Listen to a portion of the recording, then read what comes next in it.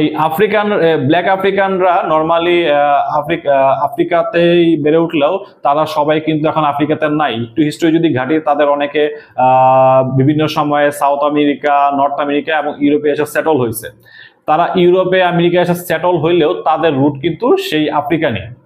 এই ব্ল্যাক আফ্রিকানদের যদি কালচার, তাদের সাইকোলজিক্যালি যদি একটু স্টাডি করি, তাহলে দেখবো তারা কিন্তু জন্মগতভাবে, ঐতিহ্যগতভাবে একটা ফুর্তিবাজ জাতি। তারা অনেক হই হুল্লোড় করতে পছন্দ করে, ওরা নাচ গান করতে পছন্দ করে, তাদের লাইফস্টাইল কিন্তু এরকমই।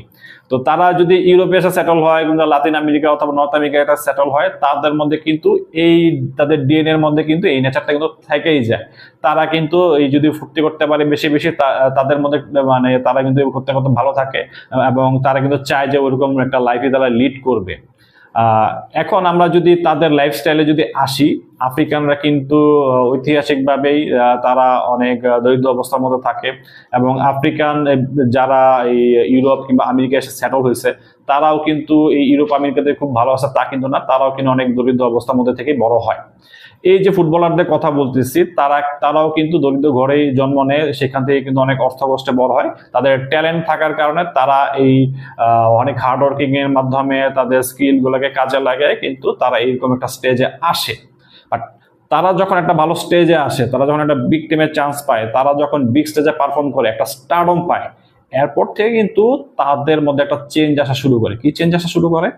তারা বড় হয়েছে কিন্তু অর্থ কষ্টে। তাদের মধ্যে তাদের অনেক ইচ্ছা, তাদের মধ্যে বাই ন্যাচারালি কিন্তু অনেক ইচ্ছা থাকতো যে তারা অনেক হই হুল্লোড় করবে, পার্টি করবে, কিন্তু ওই পার্টি করার মধ্যে কিন্তু তার যে যে টাকাটা লাগে, ওই টাকা কিন্তু তাদের ছোটবেলা থেকে তারা কিন্তু পায় নাই। কিন্তু তারা যখন ভালো খেলা শুরু করে, ভালো পারফরমেন্স দেওয়া শুরু করে এবং একটা লেভেলে চলে আসে, অনেক টাকা ইনকাম করা শুরু করে, স্টারডম পাওয়া যায়, তখন কিন্তু তারা এই খরচ করাটা শুরু করে। তখন তারা মনে হয় যে না, আমি তখন স্টার হয়ে গেছি, আমি হয়তো বা ইউসিএল জিতে গেছি, বিশ্বকাপ জিতে গেছি, অথবা ব্যালন জিতে গেছি, অথবা গোল্ডেন বুট অথবা কোনো অ্যাওয়ার্ড দিচ্ছি, আমি তো অলরেডি স্টার, আমি তো যা পাওয়ার তা পেয়ে গেছি, তাদের মধ্যে একটা স্যাটিসফ্যাকশন চলে আসে। তখন তারা কি করে? উল্টাপাল্টা খরচ করা শুরু করে। তারা দেখা যায় যে তারা যে টাকা ইনকাম করতেছে, বেশিরভাগ টাকা পার্টির পিছনে খরচ করতেছে। তাদের যেহেতু অনেক বেশি টাকা থাকে, তারা ধুমায় সে টাকা খরচ করে। তারা দেখা যাচ্ছে যে ট্রেনিং এ যাওয়ার বদলে, জিমে যাওয়ার বদলে তারা বেশিরভাগ সময় পার্টিতে মনোযোগ দিতেছে এবং এই পার্টি করতে গিয়ে তারা বেশি বেশি টাকা নষ্ট করতেছে এবং তাদের ফিটনেসে একটা সমস্যা তৈরি হয়। এবং